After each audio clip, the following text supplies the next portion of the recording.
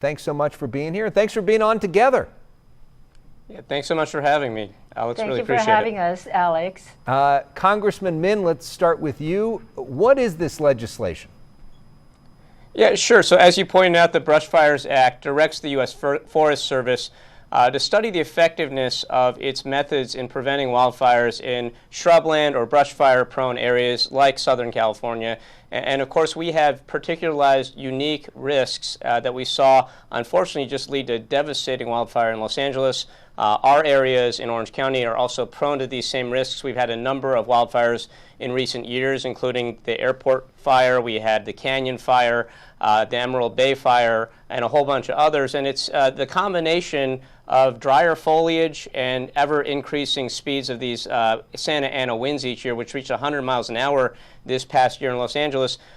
Climate change is obviously exacerbating a lot of this, and a lot of times what I learned as chair of the Natural Resources and Water Committee over the last 4 years in the state Senate in California is that forest fire prevention is often geared toward traditional forest fires and not towards the types of particularized unique risks that we face in Southern California. So we're really just trying to figure out, are we doing this right and what can we do better? And Congresswoman Kim, why is this so important to you? And when we hear about shrublands, like what kind of areas are we talking about? Thank you, Alex. As you know, I represent a district which is very, very wildfire prone, and we face the wrath of airport fire that just spread over 24,000 acres, and that started in Tropical Canyon in my district.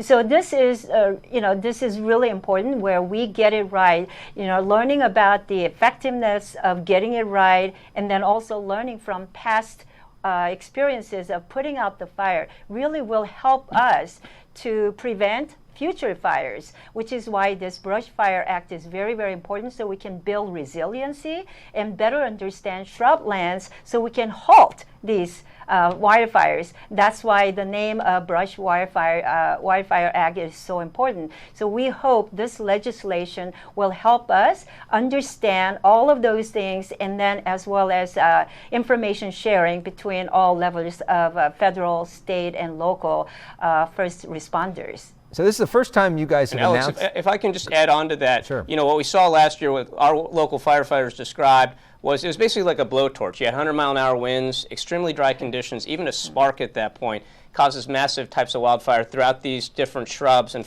chaparral that we see in Southern California. So super important. It's one of the reasons why in the state Senate I found funding to fund a hand crew station and the hand crew personnel in the Canyon area that young Kim and I share together. This is a top priority for Southern Californians. Congressman Min, this is the first time you guys have announced this publicly anywhere. We appreciate you doing it with us. We also will point out the fact you don't see a lot of members coming on together from both parties, so that's an interesting thing. But are there the votes to pass this? Obviously, you guys are behind this, but for other members in the rest of the country that may not be in as wildfire-prone areas, do they care, or are they supportive of this? Alex, wildfires don't discriminate, right? They will get and hurt anyone and any places where it gets in the way, which is why it is so important that we work in a bipartisan way. And I'm really pleased to work with Rep. Min on this particular legislation so that we can keep Orange County safe from wildfires. And I have the most bipartisan and effective record of being a federal legislator from all of California delegation. So utilizing that bipartisanship, working closely with Rep. Min, we are very positive that we can get the bipartisan support and get this through the finish line. And Alex, just to follow on, I'm confident we will have the votes from my side of the aisle. My hope is that with Rep. Kim here working together, we can get enough Republican votes to get this through. I have been working her side of the aisle, talking to a lot of her fellow Republicans. Likewise, I work his side of the aisle and getting it done. We found some interest from some Republicans here, so our belief is we will get 100% or close to 100% of Democrats, and hopefully this will be a bipartisan sweeping vote that we'll get.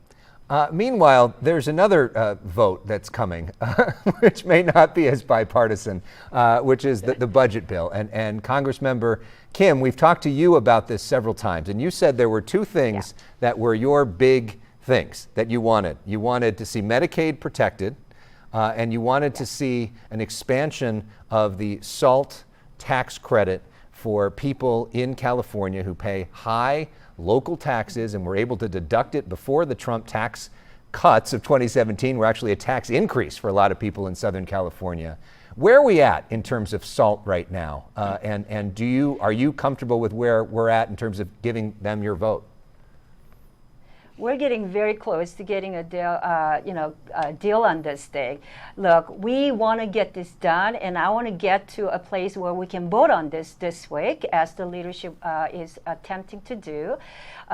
If not doing it, we'll see every American seeing the tax hikes. But at the same time, as you already correctly pointed out, I've been a big champion advocating for the increase of the SALT cap so that we can bring some relief to hardworking middle-class constituents and Californians who are adversely affected from the first 2017 Tax Cuts and Jobs Act. And so I ran on the promise to get this done, and we're getting very close to do it. I'm very, very positive we're going to get this done. If you don't, if President Trump doesn't sign off on the SALT change, would you stop the bill? We're getting there. We'll get it done. All right. And for you, Congressman Min, obviously I don't think you're voting for this bill, but if for some reason Republicans don't get it done, would you be open to some sort of bipartisan bill with Democrats maybe bailing out the Republicans in exchange for a deal on SALT or other California-specific issues? It would be great to have a seat at the table, Elex, and to have a true bipartisan discussion about the budget. Obviously, that's not happening, so we're going to wait to see the bill. What we know is that from the different markups, we have a sense of what's going on. We know this bill is primarily designed to give $7 trillion in tax cuts to the wealthiest people in the world, and I say wealthiest people because about $500 billion, as far as we know, will go to foreign investors. Meanwhile, we are cutting programs like Head Start. We're cutting Meals on Wheels. We're taking from the poorest and most vulnerable. We're cutting education funding.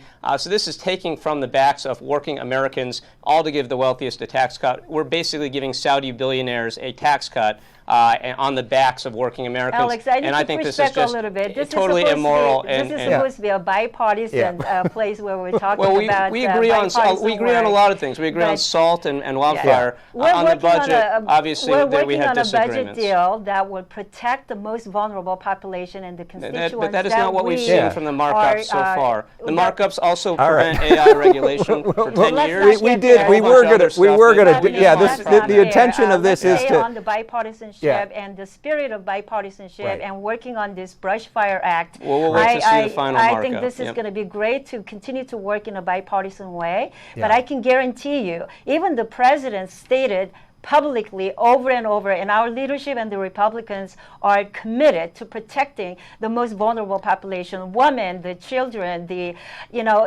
seniors. Sure. We're protecting Medicaid. Alex, what I will just close with is we are actually, if you see the final bill, we will find places to be bipartisan, and we'll always protect the Medicaid I will always look to be bipartisan in areas where we agree. There are obviously going to be areas we disagree, and we'll wait to see the final budget. The more we see people saying, no, it's not going to happen, the saltier I get, Alex. And we're going to get this done.